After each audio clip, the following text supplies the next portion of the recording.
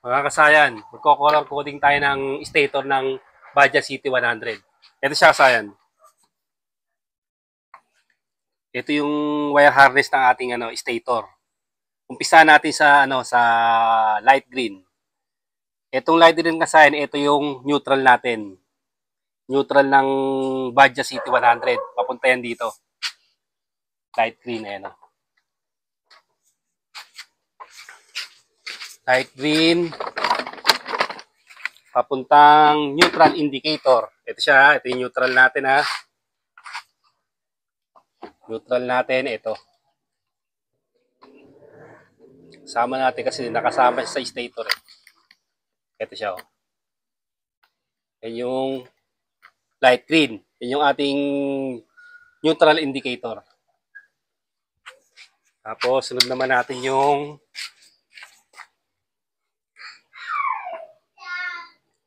blue-white. Ito naman blue-white natin, ito yung ating charging coil. Charging coil natin na papunta to ng regulator. Ito siya. Papunta ng regulator rectifier.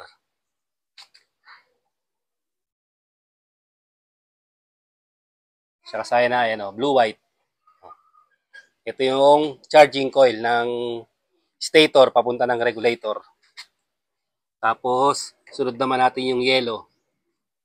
Ito naman yung light coil ng ating stator. Papunta rin niya ng regulator rectifier. Ito siya. Oh. Kulay yellow. Light coil ng stator. Pero ito, may light coil din to. Pag-supply ng charging coil diyan, magkakaroon to ng supply. Light coil at saka ito yung charging coil ha. Yellow at blue white. Tapos punta naman tayo sa white red. So ang pagbasa kasi kung ano yung mas malaking kulay, yun ang mauuna. Maliit lang yung red kaya white red siya. Papunta naman siya sa sa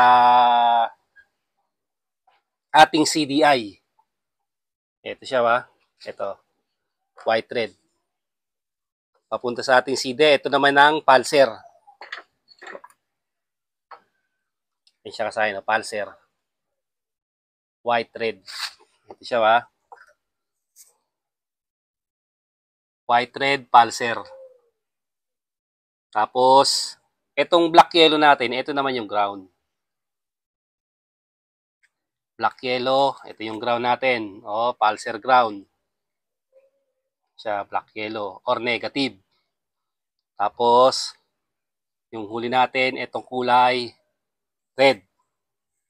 Yung kulay red, papunta rin yan sa CDI. Ito naman ang ating primary coil. Siya ba? Ito, siya rito. Ayan. Siya sa yung primary coil.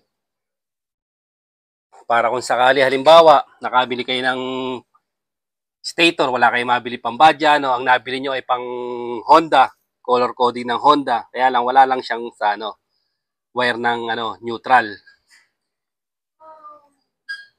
Ito halimbawa, oh, i-color code natin halimbawa ito ha. Itong 5 na to.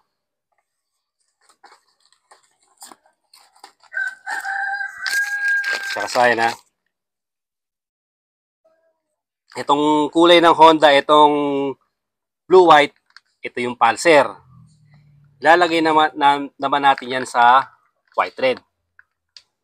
Yung white red, ilalagay natin dito sa blue-white. Para kaya siyang i-DIY kahit hindi nyo nadalhin sa mga shop. Ito siya. Ito yung pulser, magkaiba yung kulay. White red at saka blue-white. Yan yung pulser natin ha. Tapos yung ground natin, itong green. Yung green naman, ilalagay naman sa black yellow. Ayan siya ba? Ayan yun naman yung magkasama. Green, black, yellow. Tapos, ito naman ang ating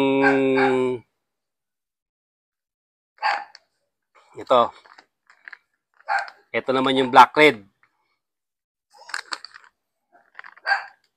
Itong black red naman natin, ilalagay naman natin yan sa sa red. Siya.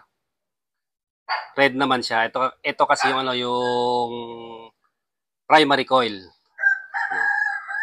Ang kulay ng primary coil ng Honda ay black red. Dahil replacement to, pansinin nyo, ang magiging kulay niya ay red black. Mas malaki yung red. Replacement siya, pero yan ang ating primary coil. Diyan naman natin yan. Diyan naman natin siya ilalagay. Tapos sa may charging naman, ito naman yung charging. Magkaiba naman siya. Yung blue-white, yung charging ng stator, yan naman natin ilalagay yung kulay white. Yan naman yung white. Kasi ito ang charging ng Honda, white.